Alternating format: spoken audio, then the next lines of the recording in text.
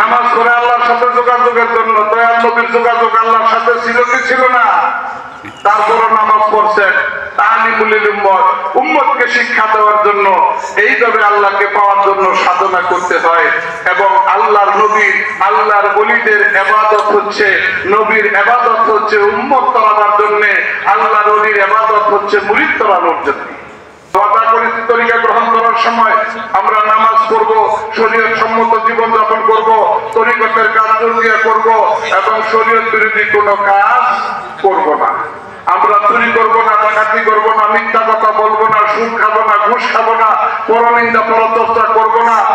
এইগুলি ওয়াদা করে আমরা তরিকা গ্রহণ করছি। এখন এইগুলা আমাদের পালন করার দরকার আছে না নাই?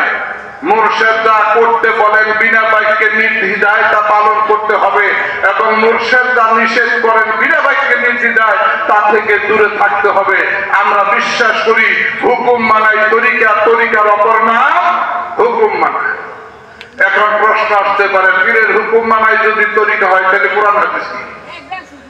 কোরআন হাদিস এদিকে কোরআন হাদিসের বাস্তব নমুনাই পাওয়া যায় আল্লাহর ওলিদের কাছে। আল্লাহর ওলিরা এমন কোন কথা বলেন না যা কোরআন হাদিসের বিরুদ্ধে যায়। আল্লাহর ওলিরা এমন কোন কাজ করেন না যা কোরআন হাদিসের বিরুদ্ধে যায়।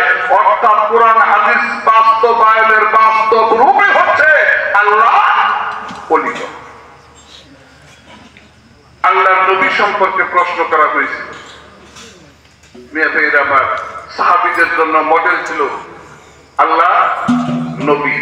কোন সমস্যা হলে দৌড়ে আল্লাহর নবীর কাছে যাইতেন। আল্লাহর নবী যেইভাবে বলতেন সেইভাবেই সমাধান। এই যুগে আমরা আল্লাহর ওলিদের কাছে যাই, আল্লাহর ওলিদের নির্দেশনা মানলে, সঠিকভাবে পালন করতে পারলে সমস্যার সমাধান হয় কি হয় না? হয়। আমাদের ভুলের কারণে মেয়েরা আমরা যেন তরিকত থেকে পিছিয়ে না যাই। আজকে রহমতের ডাকের সময় শুনছেন এক মিয়া ভাই